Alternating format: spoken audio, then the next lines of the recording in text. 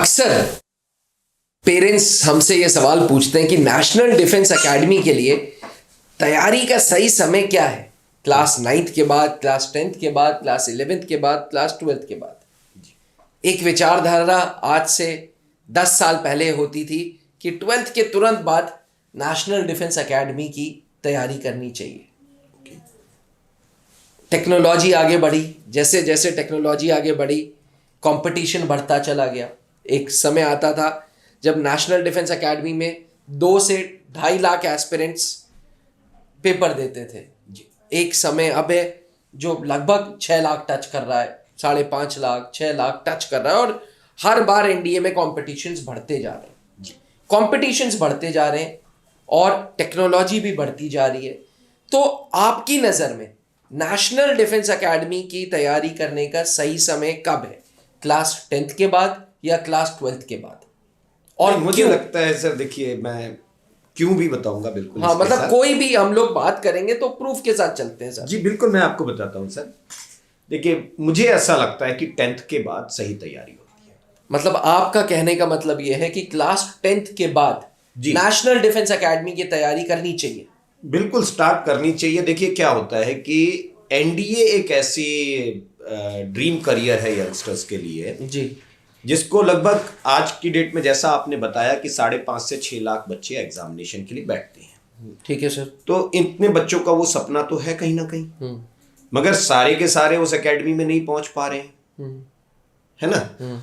अब यहां से एक चीज और समझिए सर कि एनडीए की जर्नी ऐसे ओवरनाइट नहीं क्रिएट की जा सकती कि आज आपके दिमाग में आया चलो फॉर्म आया है भर लेते हैं। तो इतनी प्रोसेस है एनडीए में कि कहीं ना कहीं आप अटक जाएंगे अगर ये अपॉर्चुनिस्टिक तरीके से देखा गया तो।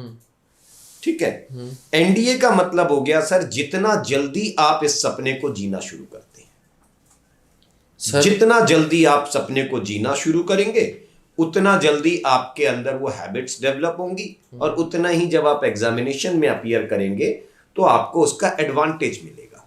अब इसको मैं छोटी सी एक बात से जरा कोरिलेट करूं आपको कि एनडीए है क्या, इसकी अहमियत क्या है। देखिए व्यूअर्स को भी समझ में आए इस बात को जी कि आरआईएमसी एक ही स्कूल है इंडिया में, देहरादून में। जो एनडीए में भी जो बच्चे जाते हैं उनको कहते हैं रिमकोलियंस। अच्छा, रिमकोलियंस का अपना एक अलग ही स्टैंडर्ड होता है। रिमकोलियंस अपने ही एक औरे में रहते हैं हमेशा। एनडीए में सबसे ऊपर जो देख रहे हैं अपने आप को वो रिमकोलियंस होते हैं, फिर जॉर्जियंस होते हैं जो मिलिट्री स्कूल से आते हैं, फिर सैनिक स्कूल वाले आ गए। तो इस प्रकार से वो अपने आप को स्टैंडर्डाइज करके रखते हैं। अच्छा, मतलब नेशनल डिफेंस एकेडमी में एक गुट है रिमकोलियंस का, एक गुट है जॉर्जियंस का और एक गुट है सैनिक स्कूल वाला। गुट तो क्या मतलब, एनडीए तो ऐसी एकेडमी है जो ब्रदरहुड सिखाती है, वो तो दूसरों के लिए जीना सिखा। गुट तो नहीं होता है, बट हाँ एनडीए का बैच अगर एक है तो उसमें से सब लोग एक दूसरे के बहुत क्लोज रहते हैं। बट उसमें भी रिमकोलियंस मतलब, आप मान लीजिए, ऐसे मानिए कि हम 2 लोग इलाहाबाद में बैठे हैं जी, कल किसी जगह नई जगह पहुंचेंगे। अगर हम मान लीजिए हम लोग कर्नाटका पहुंच गए, कर्नाटका में जितने आ रहे हैं उनसे सबसे हम मिल रहे हैं, मगर एक सॉफ्ट कॉर्नर मेरा आपके प्रति हमेशा बना रहेगा कि यार ये हम लोग एक साथ आए थे, एक ही जगह से हैं, एक ही जगह से हैं। और वो आता है, वो जिसमें कोई बुराई नहीं है। तो ये देखिए रिमकोलियंस का जो लेवल है वो क्या है, आरआईएमसी का कंट्रीब्यूशन क्या है इस देश के लिए। आप देखिए बड़े बड़े chief of army staff general KS. Thimayya साहब, जनरल जी बेबोर साहब जिन्होंने सैम मानिकशॉ से चार्ज लिया था, ठीक है। उसके बाद आप जनरल वी.एन. शर्मा साहब जो 14 चीफ ऑफ आर्मी स्टाफ थे और इंडिया के पहले परमवीर चक्र विनर मेजर सोमनाथ शर्मा के छोटे भाई थे। अच्छा, और आरआईएमसी क्या है, ये 2 लोग मेजर सोमनाथ शर्मा और जनरल वी.एन. शर्मा दोनों रिमकोलियंस थे, दोनों आरआईएमसी प्रोडक्ट थे। ठीक है, वो 14th chief of army staff बने 1988 में। उसके बाद आप देख लीजिए जनरल एस पद्मनाभन, वो भी थे। जनरल गुल हसन जो बाद में पाकिस्तान आर्मी के सीएनसी थे, वो भी हमारे यहाँ से पढ़ के गए थे, आरआईएमसी के प्रोडक्ट थे।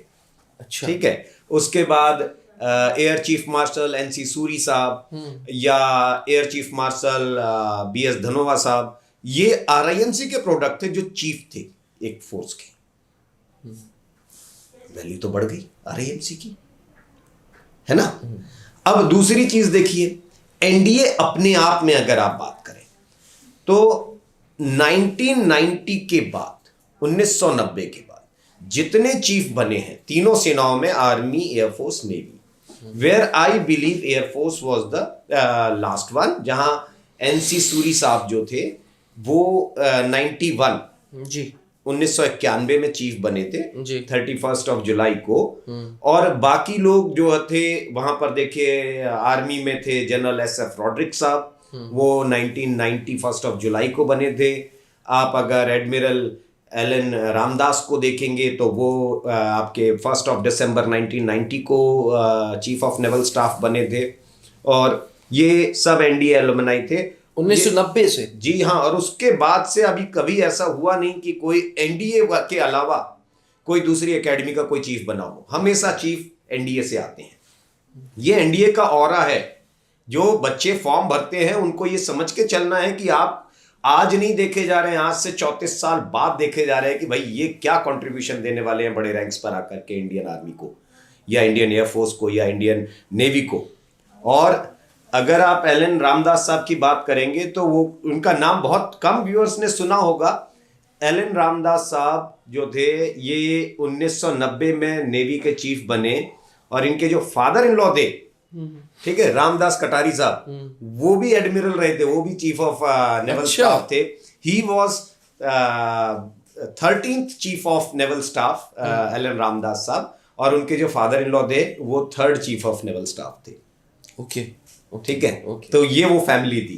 तो ये क्या है कि इनको ये समझ के चलना है कि अगर एनडीए का ड्रीम कर रहे हैं तो आज सिर्फ वो चीज नहीं कि पेपर दे दिया, पास हो गए, सेलेक्ट होकर के एनडीए में चले जाएं, उस सपने को जीना शुरू करना पड़ेगा। और जो बच्चे अगर इन स्कूल्स में नहीं जा पा रहे हैं, जो बाहर रह गए, मौका सबके लिए बराबर है, ठीक है, तब आप क्या कर सकते हैं? कम से कम आप 10th पास किए हैं तो आप अगर वहां से तैयारी शुरू करेंगे तो 2 साल आपको उस एनवायरनमेंट में रहने के लिए मिलेगा। कोई आपके पास ऐसा व्यक्ति होगा जो आपसे रेगुलर डिफेंस की बात कर रहा होगा, रेगुलर एनडीए की अहमियत को समझा रहा होगा कि बेटा आपको क्या चेंजेस लाने हैं। वरना आप अगर ऐसे ही बैठे रह गए, बहुत बड़ा मसला क्या आता है सर, कई जगह ऐसे बच्चे होते हैं जो हिंदी मीडियम से पढ़ करके आ गए, रिटर्न पास कर लिया, ठीक है, 2 साल में अपनी बातचीत को ढंग से सुधारा नहीं, गेम्स में पार्टिसिपेट नहीं किया, अपनी बात को खुल करके रख नहीं पा रहे हैं, पढ़ने में बहुत अच्छे हैं बट इंट्रोवर्ट हैं। अब इंट्रोवर्ट कैंडिडेट है, पढ़ने में अच्छा है, वो निकाल लेगा, रिटर्न निकाल लेगा, बट एसएसबी क्वालिफाई करना फिर उसके लिए दिक्कत हो जाएगा। तो वो अगर 10वीं के बाद आता तो 2 साल में उस चीज की अहमियत समझ करके वो उसको निकाल सकते थे। कहीं ना कहीं आपका कहने का मतलब ये है कि जो एक बच्चा 10th के बाद सोच रहा है एनडीए का, जी, एक तो वो बच्चे हैं जो सिविलियंस हैं, एक वो भी बच्चे हैं जो क्लास 6th में आरआईएमसी में पहुंच गए थे, क्लास 6th में राष्ट्रीय मिलिट्री स्कूल्स पहुंच गए थे, क्लास 6th में सैनिक स्कूल पहुंच गए थे, वो 6ठी क्लास से सपने देख रहे हैं एनडीए के। जी भाई, उन्होंने तो ज्यादा सपने देख लिए ना सर, 4 साल ज्यादा उसके प्रति मेहनत कर ली, बिल्कुल बिल्कुल सही उसके प्रति देखिए एफर्ट्स डाल लिए। एक सेगमेंट था जिसने 6th से वो सपना जीना शुरू किया, एक सेगमेंट वो होगा जिनके लिए मैं अभी आपसे बात कर रहा हूं कि 10वीं के बाद आप अपना 2 साल वो सपना जिएंगे, और एक सेगमेंट वो होगा जो 12th के बाद आते हैं, उनके पास टाइम कम होगा। मगर उसमें कौन से बच्चे जाते हैं 12th के बाद? जो बच्चे अपने स्कूल करियर में जी बाकी सभी एक्टिविटीज में साथ साथ पार्टिसिपेट करते रहे होंगे, they were good into sports, they were good into academics, they were good into extra curricular activities, वो सब जितने अपॉर्चुनिटीज के थ्रू वो आए, वो सारी अपॉर्चुनिटीज वो या maximum of them were availed bye them. समझ गया, चीजें उनके काम, बिल्कुल लॉजिक अब समझ आ गया, है ना। तो एक ने सर क्लास 6 से वो सपने देखे और उस तरफ मेहनत चालू की, एक 10th के बाद देख रहा है और अब नहीं देखेगा तो लेट हो जाएगा।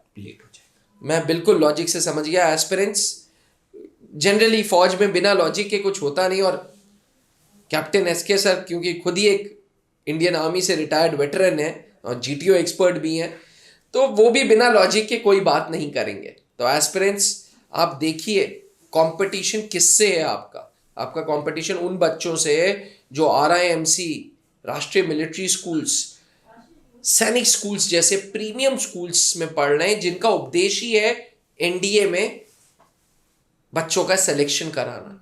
तो उन बच्चों से कंपटीशन करना है तो आपको एक माहौल की ज़रूरत है, आपको अपने हैबिट्स को सुधारने की ज़रूरत है, आपको अपने ऊपर काम करने की ज़रूरत है, और वो आपको मिलेगा फाउंडेशन बैचेस में। जी हाँ, फाउंडेशन मतलब नींव, फाउंडेशन मतलब 11th ऑनवर्ड्स आपकी नींव पे काम करेंगे, ताकि 12th आते आते, सितंबर आते आते आप तैयार हो जाएं और 12th में रहते रहते नेशनल डिफेंस एकेडमी में पेपर दे दें, नेशनल डिफेंस एकेडमी का पेपर दे दें। एस्पिरेंट्स, अगर आपका भी सपना भी NDA जैसी premium tri services organisation join करने का है, तो आपको 10वीं के बाद फाउंडेशन बैचेस में एडमिशन लेना होगा और तैयारी करनी होगी।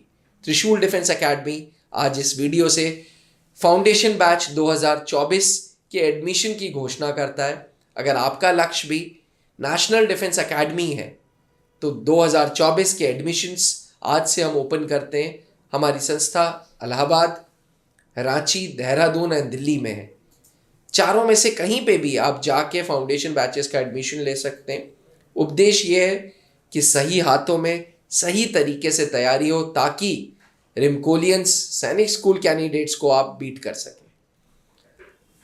आशा करते हैं कि ये वीडियो और इसके पीछे जो लॉजिक है वो समझ आया हो।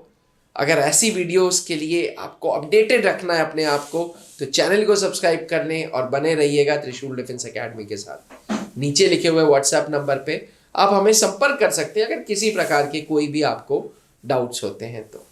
थैंक यू, जय हिंद। जहां बनते हैं देश के गौरव, इंडिया का एकमात्र ऐसा कोचिंग इंस्टीट्यूट जहां कैडेट्स को ट्रेन किया जाता है आने वाले डिफेंस एग्जाम के अनुसार। अगर आपका भी सपना है भारतीय सेना में शामिल होकर देश की सेवा करने का, तो आज ही ज्वाइन करें त्रिशूल डिफेंस एकेडमी।